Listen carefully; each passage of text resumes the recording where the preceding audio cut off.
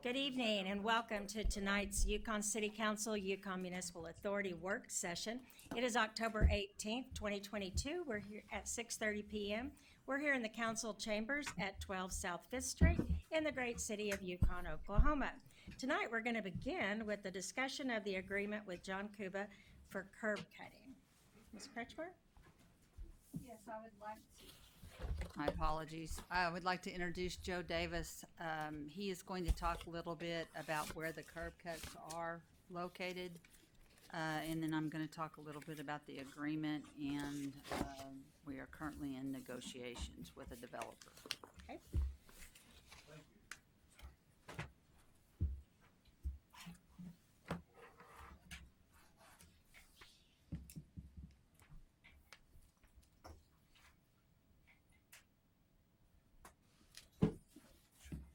Thank you. Thank you, Mayor and Council. We're going to go over the agreement there, and I believe everybody recognizes what happens on 10th Street. On the north side, it's the city of Yukon, and about 50 foot on the south side is also Yukon.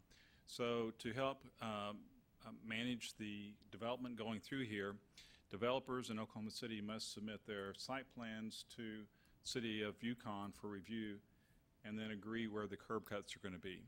And again, what we're trying to do is make sure we don't have another, let's say, for example, Garth Brooks, where we have a lot of close intersections and signals, and they don't really operate too well together. So that's what the whole intent is. So with that, there was an agreement that was made with the Cobas, and we'll go ahead and go over a little bit what that agreement was.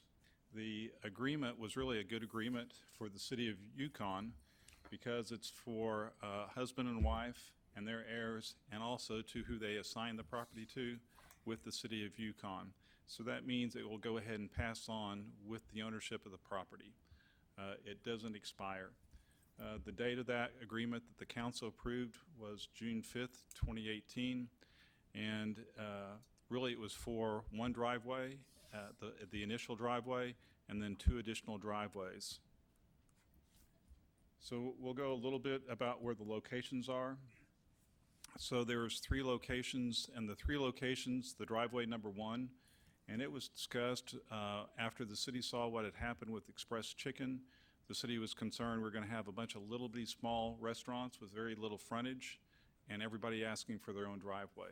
So with the next site that came in, which was the Slotskys, it came time to figure out, let's go ahead and try to do some type of master plan and be more proactive with the property owner as opposed to being reactive once we get a site plan. So City Yukon staff went ahead and started meeting with the property owner on how to go ahead and get that access for Slotskys. And site number 1, or driveway number 1, is shown. Driveway number 2, there's a well site on the property. There's an existing drive there now, and that existing drive serves that well site. So when 10th Street was developed, we go ahead and we put driveway cuts where all the existing field entrances are. And at this one location for driveway number 2, there's a field entrance to serve that well site. They requested for that site to be an additional driveway for future development. And then driveway location number 3, we looked at that because we wanted to have it line up across from Shedak. And again, the best thing we can have is intersections that are lined up opposing each other. So if we need to in the future have a signalized intersection or even a 4-way stop sign, it operates much more smoothly. So I think you guys are familiar with the site. So let's kind of talk about what's in the corridor. When we look at Garth Brooks, there's a signalized intersection there, and the signalized intersection predominantly is 1 lane, left turn lanes, but it is a signalized intersection with 4 lanes going in and out of it and all 4 legs. We look at the next one at Marketplace Drive, excuse me. And this one is the development that came in a few years ago. That development has dual left turns if you're going westbound, going into Marketplace Drive, And then if you're going north on the road, trying to get onto 10th Street and going westbound, there's dual lefts there also. So there is an awful lot of traffic making turning movements. And as you guys recognize, it's only a 3-leg intersection, meaning there's 2 legs on 10th Street and there's only 1 leg because there's not a street on the north side lining up on the other side.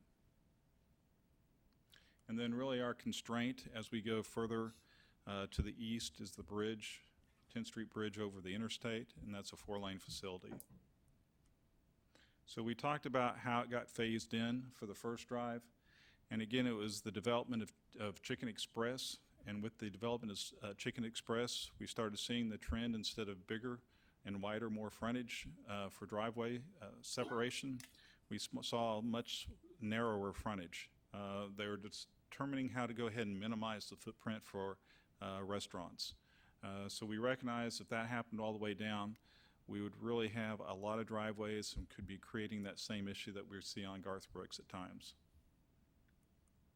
So curb cut number 1 was done, and that's already constructed.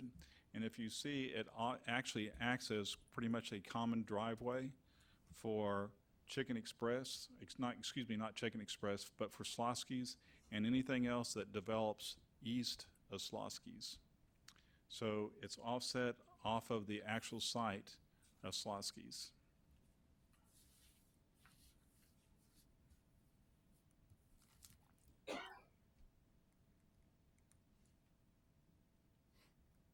May need some help.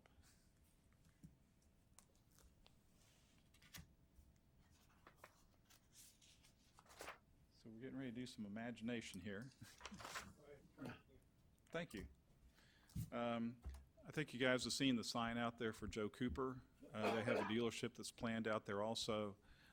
City was able to get access to their site plan, what they're proposing out there.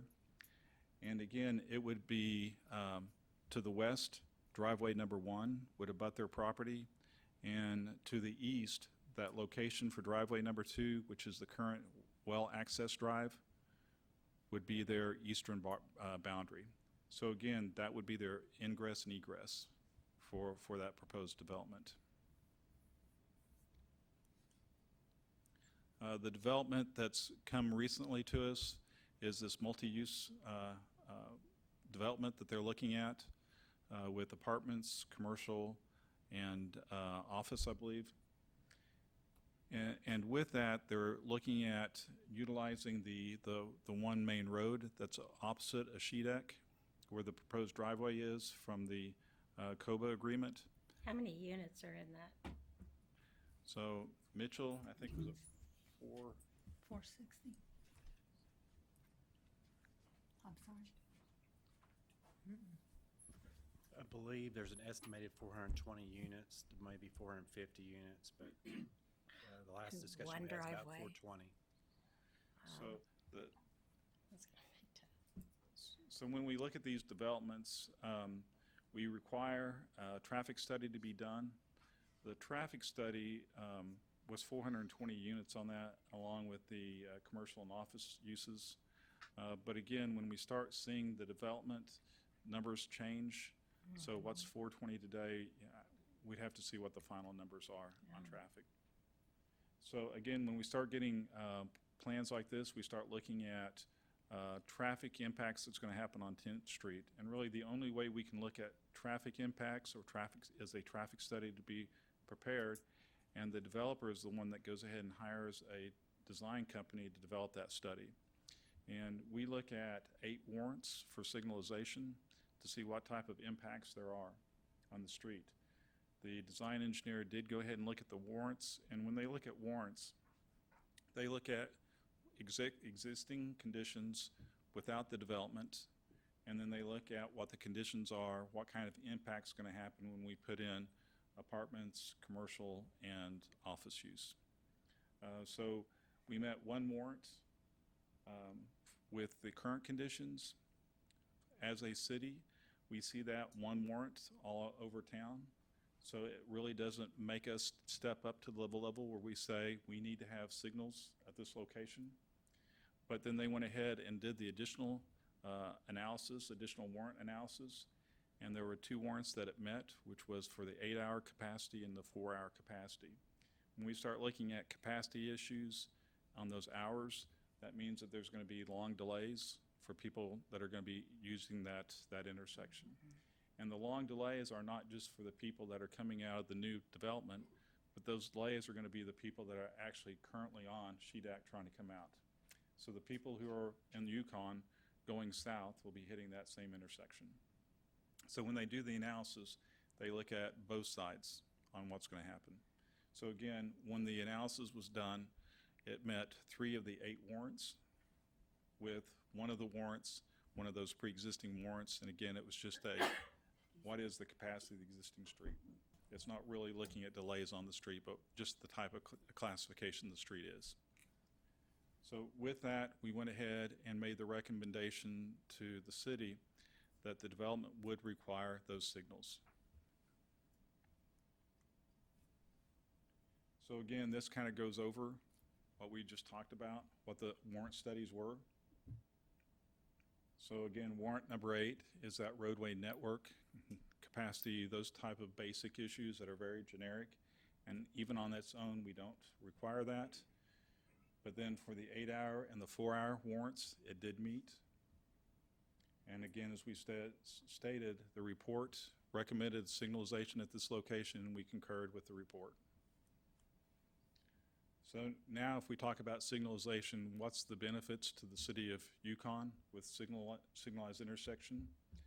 So signals have changed a lot from probably 20 years ago.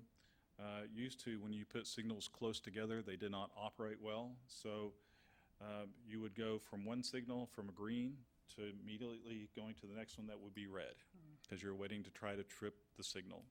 Now they're interconnected together. So cars move together in platoons, is what we call them. So they'll have a green cycle. So once when the green cycle starts on one, it'll go ahead and be timed with the next signal, if it's close, to go ahead and be green also.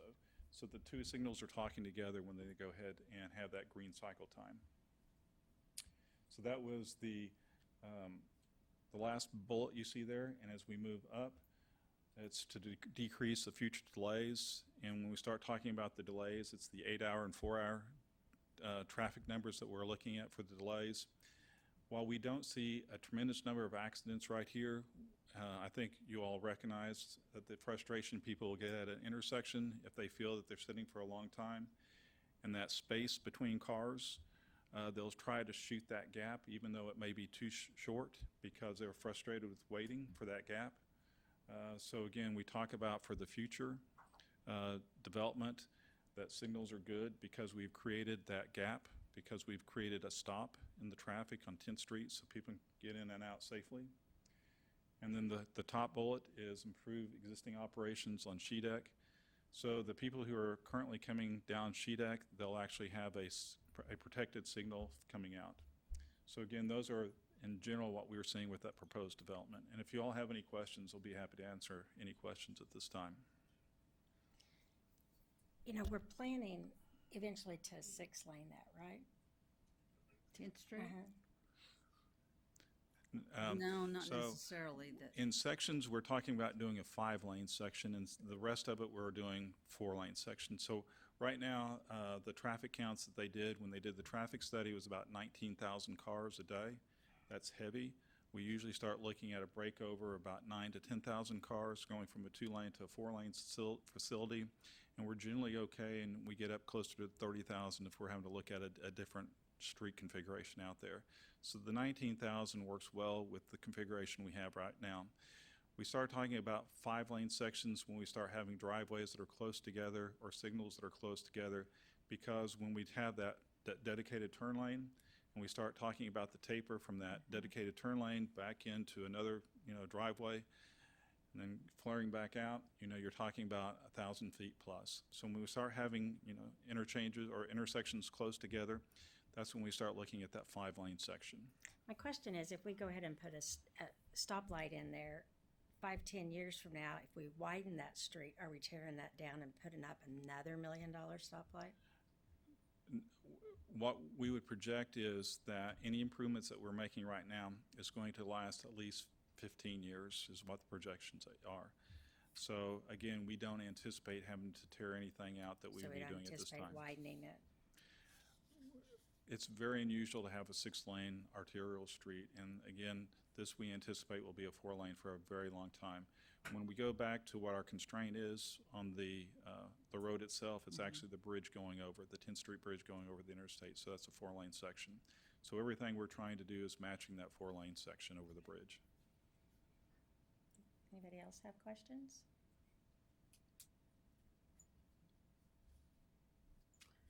All right, Thank you, Joe. thank I you. appreciate it.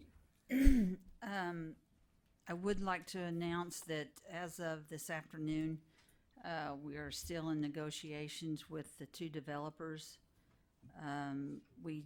As of this point, we have approximately $600,000 raised to help us put in the traffic signal. That's from the developer, the property owner, or 2 developers and the property owner. But 600,000, the light will cost between 1 and 1.2 million. The engineering, we're looking at around 50,000 on that. Okay. So the good thing is that the majority of this development is apartments. As you can see, what retail has already done to us on the south side of 10th Street. Hopefully some of those people that will live in those apartments will come over to Yukon and shop in our city limits. But we should be bringing that agreement to you on November 1st at the next council meeting. Any questions, concerns? All right, let's move on to item number 2, presentation and discussion of Freedom Trail Playground Plan. Ms. Claudia? Give you guys some time lapse. It was a little bit weird on that. Sorry, my presentation is quite as fancy as Joe's.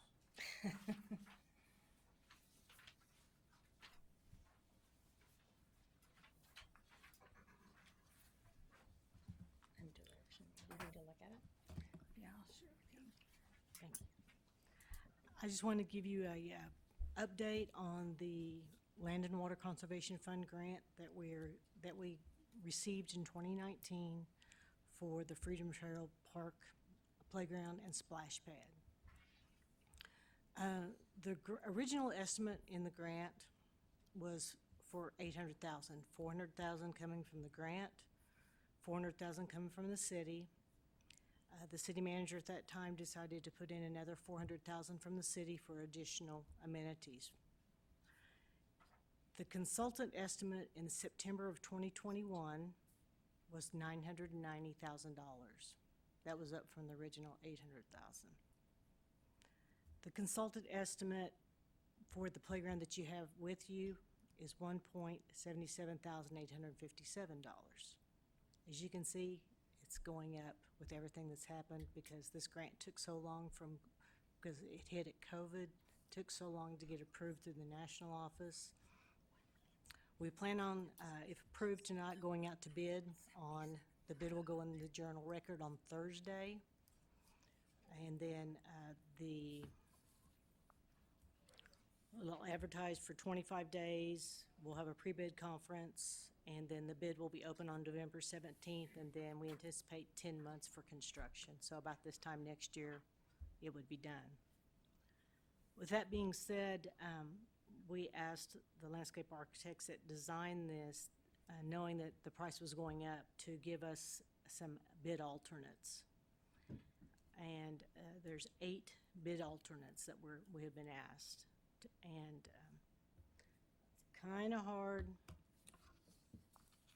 but I'll point them out as best as I can and try to describe to you.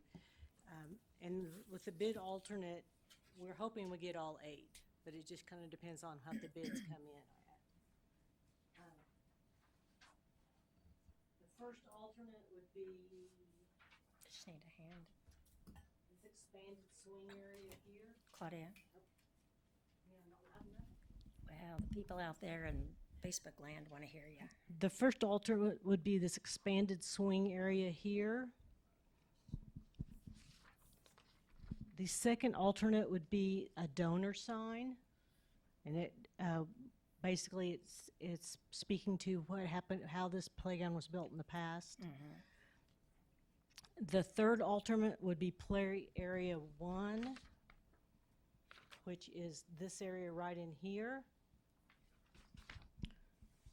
The fourth alternate is seating area, which is right up in this area.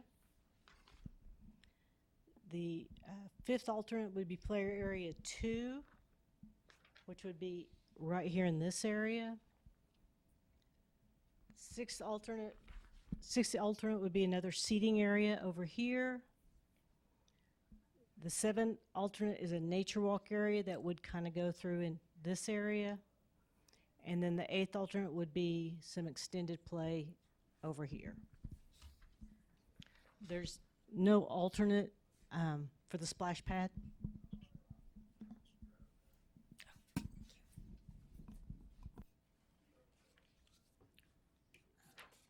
Like I said, though, we hope to get those bids out and the bids come back to a point where we can have all the alternates, but we had to put something in with the amount of money allocated to spend.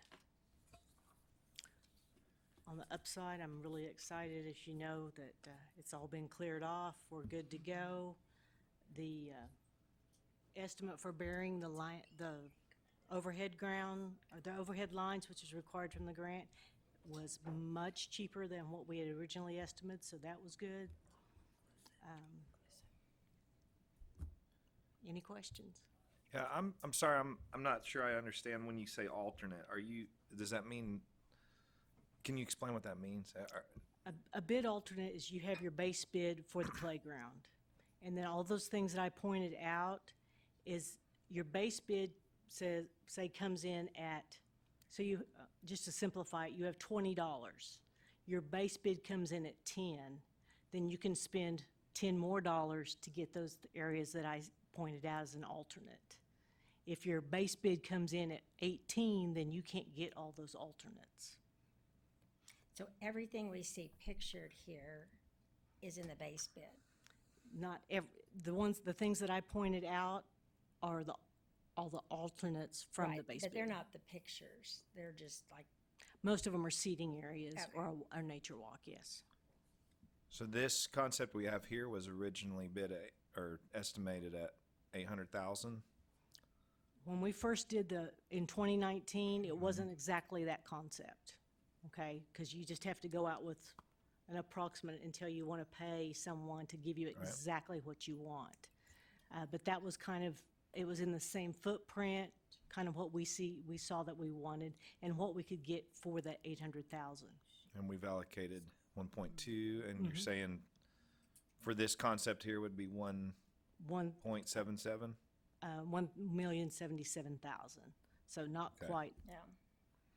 but we don't know what prices are going to be by the time the bids come back. Because as you guys know, everything's gone up and continues to go up. Our hope is it will go down. Yeah. But I don't think that. We just kind of wanted to give you an update on the and this is the concept of what the playground will look like. I'm very excited. I think it sounds wonderful. I hope we get bids in that we can add those alternates in. Me too. Anybody else have any questions? Concerns? I know the maps are really tiny, and I'm sorry.